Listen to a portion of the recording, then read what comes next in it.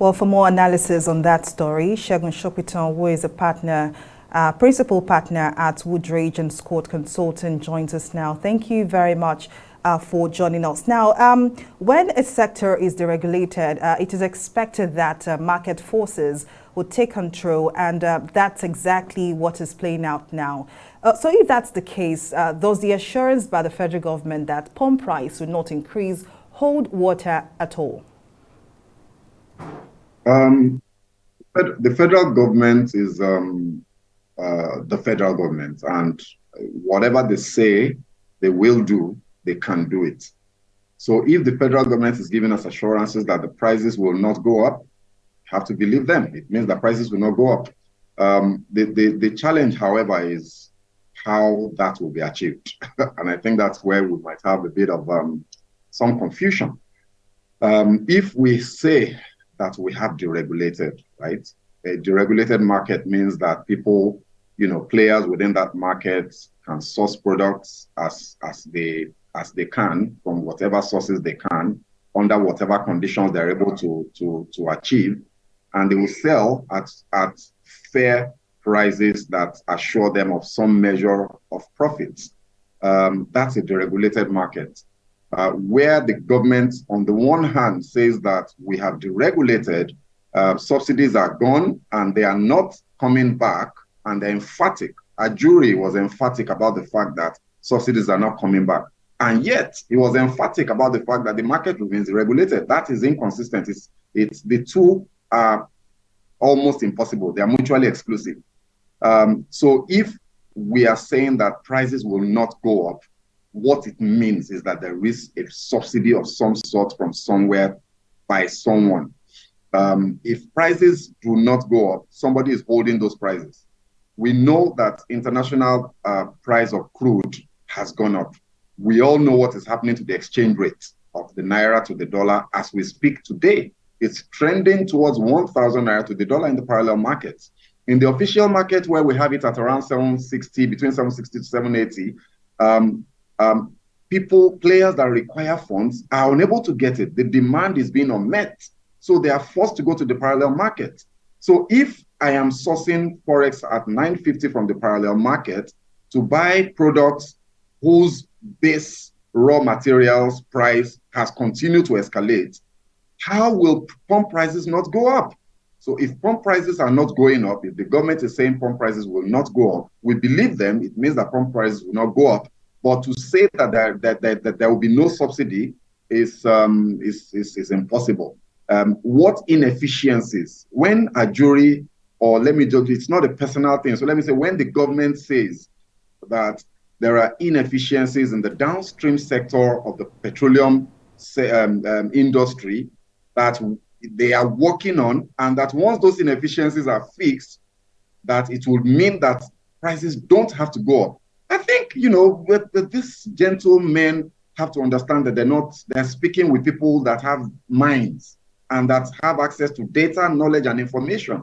What specific inefficiencies are we speaking about that will take care of a differential of up to potentially 300 naira? Because the petroleum marketers are saying that they want to go to 720 per liter at the pump, and right now the price is 560. And that 720 can go up way beyond that, depending on what happens to the price of crude and the foreign exchange prices. So what inefficiencies are we talking about that will take care of that massive differential? So for me, the problem is that the government is clearly being dishonest with Nigerians. With all due apologies to whoever sensibilities might be offended, the government is not being honest with us. And I think that in a situation like this, where you're asking people to make sacrifices, the first step in that process is for them to see the need in clear terms, is to understand the reason why they have to go through this suffering. Right now, there is a lack of transparency and a lack of clear information from government that can generate that type of confidence from people. So how do you think all of this will play out? Because it's not a nice situation in any way. Inflation rate has jumped. We've seen that the naira is depreciating against the dollar. So how do you see this playing out basically? Because the average Nigerian is the one suffering. Look, my position on this matter has remained consistent since all of this started late last year, the debate about the subsidy. If you want to take subsidies away, there is a process to follow. There are certain things that you must put in place before, not after you've taken the subsidies out, to ensure that the impact of the removal of subsidy will not create a complete dislocation in the entire economic spectrum, especially in a country like Nigeria, where petroleum products, PMS, is more than fueling of cars. It powers the entire economy. And therefore, all prices across the entire economy, almost in its entirety, are indexed on the price of petrol. So if you're going to do anything significant to the price of petrol, you must make sure you have made alternative arrangements. You've looked at that potential impact and taken care and ensure that that impact is not significantly negative to the point where it dislocates the economy. The government did not do that. So where do I see this going?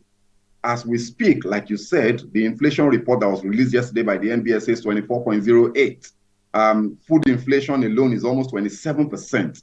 27%, that is alarming, right? With the continued devaluation of the naira at the parallel market and even in the official market, and with the continued increase in the price of crude oil internationally, it means that things are likely going to get worse. This situation is inelastic. It's going to get to a point where there will be a break. Well, indeed, I'm sorry I have to interrupt you here, but it's this much you can take on discussion at this time. Definitely more discussions will arise, but Segun Sopitan, Principal Partner at Woodridge and Scott Consulting, thank you very much for your insight.